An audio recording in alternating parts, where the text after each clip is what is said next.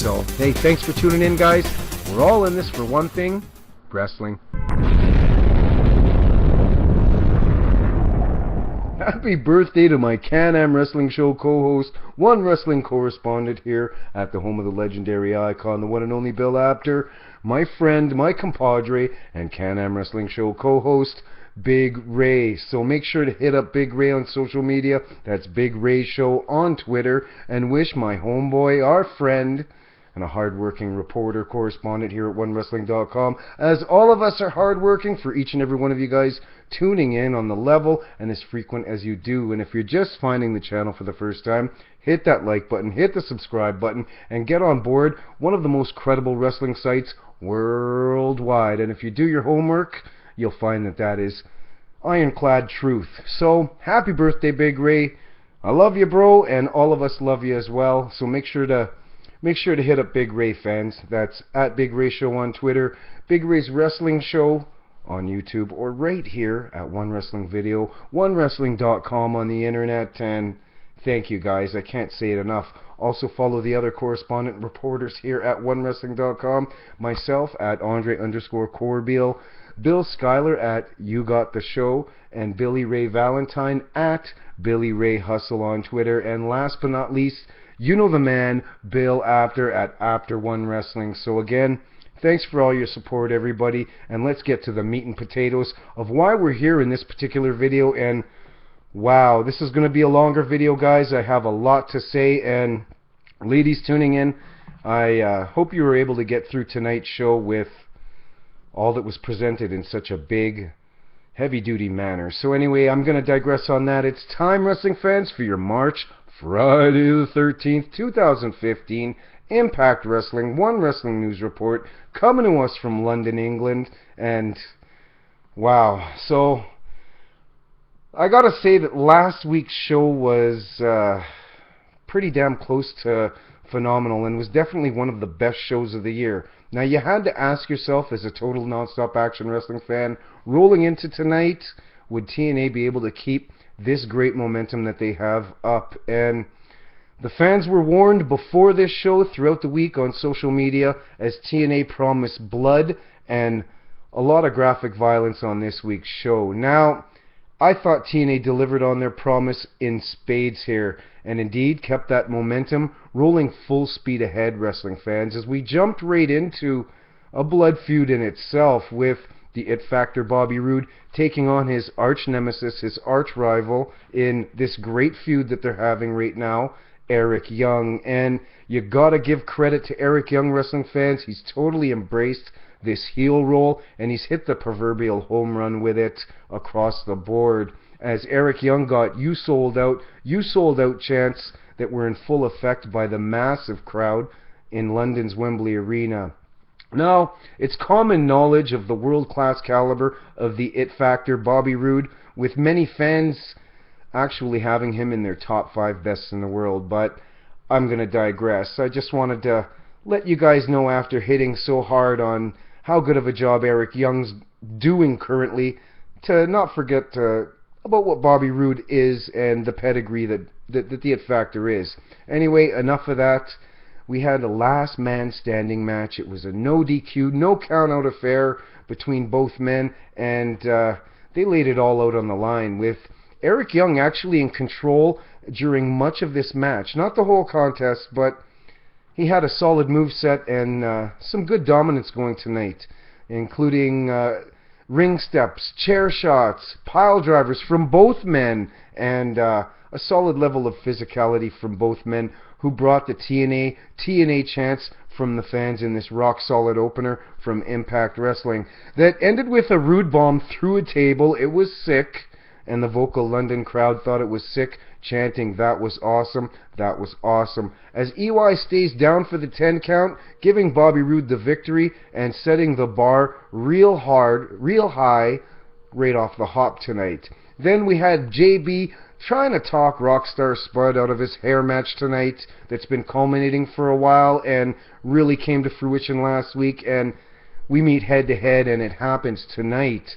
But Spud says he's standing up for himself, and more important than anything, that he was going to shave Ethan bald, not only for himself, but as the fans shaving him as well. So we rolled into Drew Galloway, who was next in the progression. Hashtag stand up, Impact Wrestling fans. And he cut an in-ring promo, hammering home his purpose in TNA, as he basically left the ring and cut this promo in the crowd, telling them that he's also a fan of wrestling and told a once-upon-a-time story.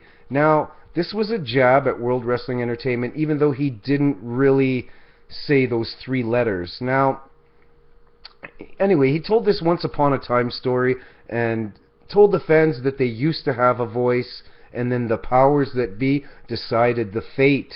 Now, this other company started shoving those decisions down fans' throats, and it's clearly stuff that we don't want to watch, as he asked the fans who wants to stand up with him for wrestling, as he got a large pop in support from the London Wembley Arena audience.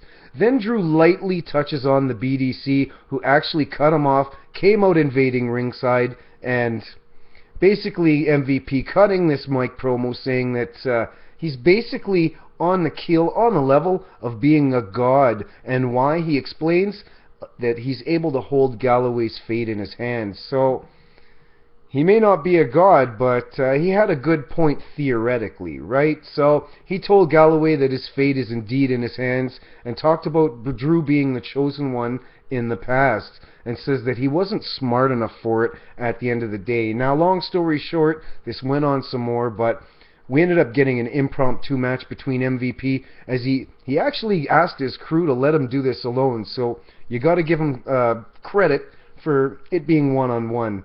Man-on-man, mano-y-mano, right?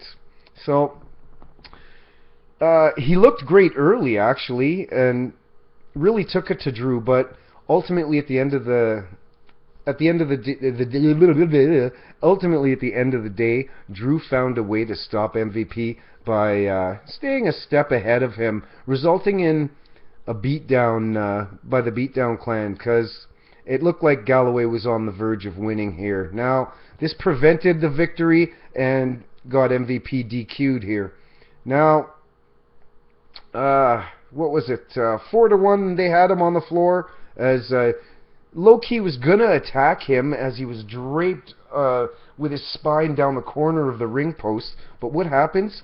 Samoa Joe, he stopped him in mid-flow. And I was wondering, I'm sure the fans were wondering at home, what the heck is Samoa Joe doing here? Now, this was all to unzip his Beatdown Clan jacket to pass him that very pipe that Drew Galloway used 3 weeks ago, splitting him open behind the ear. Now, we all saw the amount of stitches, and it was quite the gash. So he opened up on Drew with that pipe, hitting him across the head, and we got a lot of blood. And the Beatdown Clan left Drew Galloway in a bad way tonight, and we're going to have to see if indeed anybody within the TNA locker room on that roster is eventually going to help the voice of the people, Drew Galloway. But I digress. We then had TNA's regal couple, as Mickie James tells her man Magnus to remember the doctor's orders, and basically in a nutshell to be careful versus Bram tonight, as Magnus asked Mickie James as a favor to please stay backstage to stay safe during this war. And I honestly couldn't wait for this one. It's been building for a while now, and wow, it was explosive out of the gate. And let's not forget his promise, yes, Magnus's promise last week, to indeed spill Bram's blood all over the hallowed grounds of England, in a match that saw Bram zone in on Magnus's injuries, his weaknesses, and Magnus zoning in on revenge and redemption, as both men went back and forth until Mickie James ran out, and this seemingly inspired Magnus, who absolutely brought it to Bram for a short little stint here. Now, Bram ended up taking a shortcut. The ref saw it, and ultimately he got DQ'd here.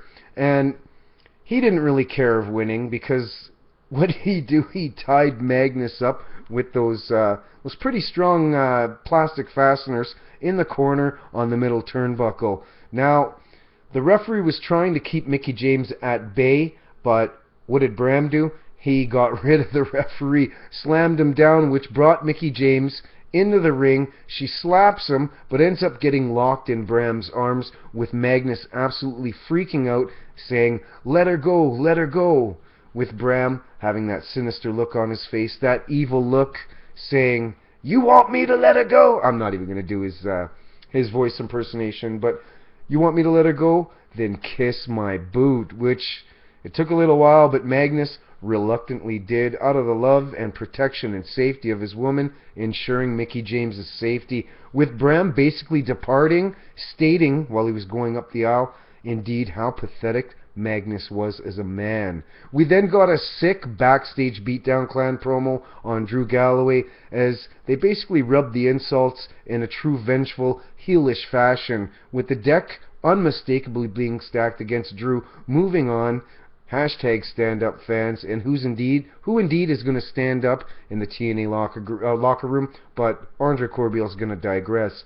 As we rolled out with an intergender match with Robbie E versus his former fling, the beautifully hot Brooke Adams, and I thought this match was going to be terrible, but it was moderately funny, and it saw Brooke doing pretty good, but the interference from Angelina Love, Jesse Goddard, slowed the progression of Brooke throughout this match, and quite a few times. Now, as this basic ridiculous match seemingly got better and better and better as it neared its climax, and ultimately climaxed with Brooke's sick crossbody block over the top rope to the floor on Angelina Love, and finally capitalizing on a miscued dropkick from Mr. Spectacular Jesse Goddard, followed by a jackknife pinning combination and rolling up her ex-boyfriend Robbie E from the Bromans for the 1, the 2, and the 3 win, much to the joy of the fans who were majorly into this one, as was I, like I said, surprisingly. So nicely done, Brooke, nicely done, Robbie E, and comment below. I really enjoyed this match. It wasn't match of the night, but I digress. That's a story for another time, right? We then had some Angle Lashley build for next week's world title match, and this will be a big one, fans, as Angle basically says that Lashley is at the top of his game, but he feels indeed he's the one to shoot down the Destroyer in the water. We then had a super sick Bobby Lashley reel displaying the true beast within the champ, as he says Kurt is indeed within his gauge, and I can't wait. And speaking of can't waits, I couldn't wait for this one as well, as our main event of the evening with Ethan Carter III, with Ethan's 16-month unbeaten streak on the line, and his hair on the line, as well as Rockstar Spud's hair, as his former friend, the Rockstar Spud, had the balls tonight, and he had the whole arena singing God Save the Queen at the start. And let it be noted that Ethan wasn't joined by bodyguard Tyrus here, aka Brodus Clay, and you had to ask yourself, would Spud actually be able to capitalize on this? As I'm not going to lie, guys, he roared out of the gate like a lion, like a tiger, like a gazelle, going right to town on EC3, in and out of the ring, with one hell of a fired up crowd in the process, surprising many, and maybe not surprising some over there in the UK, who can actually see what this super talented wrestler can do. So it was great to see just how valuable Rockstar Spud is as a core piece to this company, as he proved it, and its roster as well. I can't say enough about his performance tonight, as Spud looked to be cruising towards a victory against the young 1%er, the nephew of Dixie Carter. But what happened? Tyrus came out. Now he runs down the rampway, ending up powerbombing the little Brit viciously on the outside, and casually rolls the little Spud in the ring like a rag doll. But thankfully, Mr. Anderson came to the aid of the little Rockstar Spud, mic checking Tyrus, getting him out of the equation, and giving the little man a chance to continue the momentum that he had throughout the bulk of this match to this point. Now, let it be noted that EC3 was wearing that huge left arm brace, which he ended up using on Spud and lacerating Spud's forehead really badly, as the blood literally poured from Spud, as EC3 continued attacking Spud, using the offense with this why am I blanking out? with this brace, and wow, there was a lot of blood. it was really bad. Now, EC3 ended up using offense from legends that he's defeated in the past along the way, such as Sting, for an example, throughout this 16-month streak. Now, we know that he's beat some legends, and that's what he was doing tonight, using stuff like the Stinger Splash and all of that stuff. So, TNA, during this dominating of Spud and the amount of blood that was everywhere, all over both men, TNA announced that they would be indeed taking innovative steps to revolutionize the graphic nature of the product and the sport, and they gave us little hints of it with going black and white during the extra bloody moments throughout here. Now, I have to admit, it did make a little bit of a difference, in my opinion, in the gore factor, so jot in the comment section below and let Andre Corbeil, let OneWrestling.com know if you indeed felt the same way. But there were only hints of it. We still saw a lot of blood here and some pretty graphic stuff.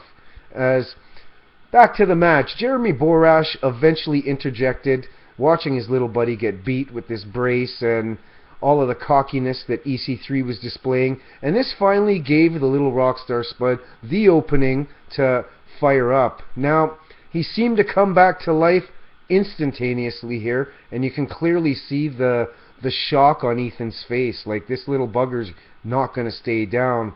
As EC3,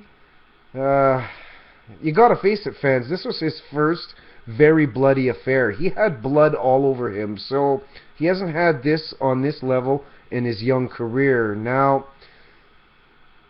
you could see it in his face as he processed it. Now, he put Spud into his 1%er finisher here, equaling the 1-2-3, but it seemed like he felt bad here, and he followed it up by grabbing the mic and absolutely giving the best face turn promo I've seen in quite some time, as he made full amends to Rockstar Spud, and this was heartfelt. It was a great promo, putting Rockstar Spud over, shaking his hand, saying that Spud had enough heart to actually be TNA World Heavyweight Champion one day, and raised his arm up. It was a nice moment.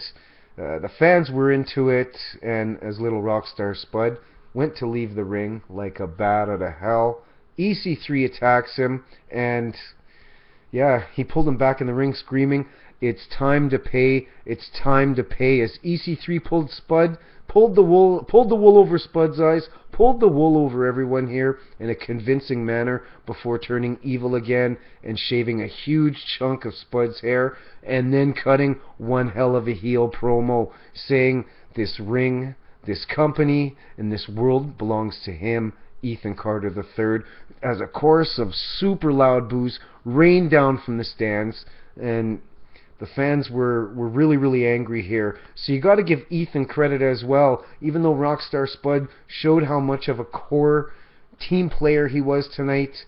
You look at how EC3 went face and then back to heel, all into one. Just showed that he's a core member too, and big things, a bright future for both these guys as they brought one hell of a match through, ending the night, and a very good TNA Impact Wrestling episode, truly showing that this company can really deliver on a world-class level, and drastically defining and becoming a much more improved company in 2015 on Destination America. Now, you know it's a good show when a 2-hour Impact seems far less than 2 hours.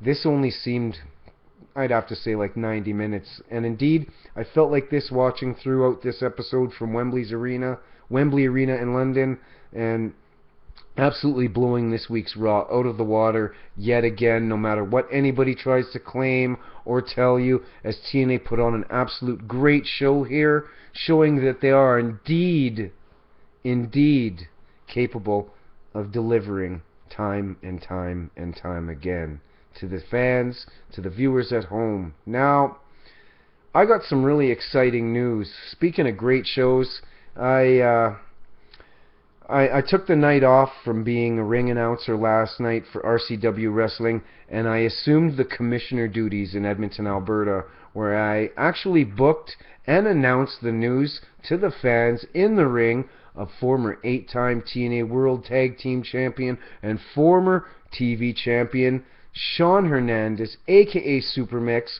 for our May 8th, 12th anniversary show, to an absolute great pop from the fans. And the pop continued when it was announced that we would also be featuring former LAX member Shelly Martinez at the anniversary show. And yeah, the fans like this as well. Now, I can't wait, fans. I can't wait.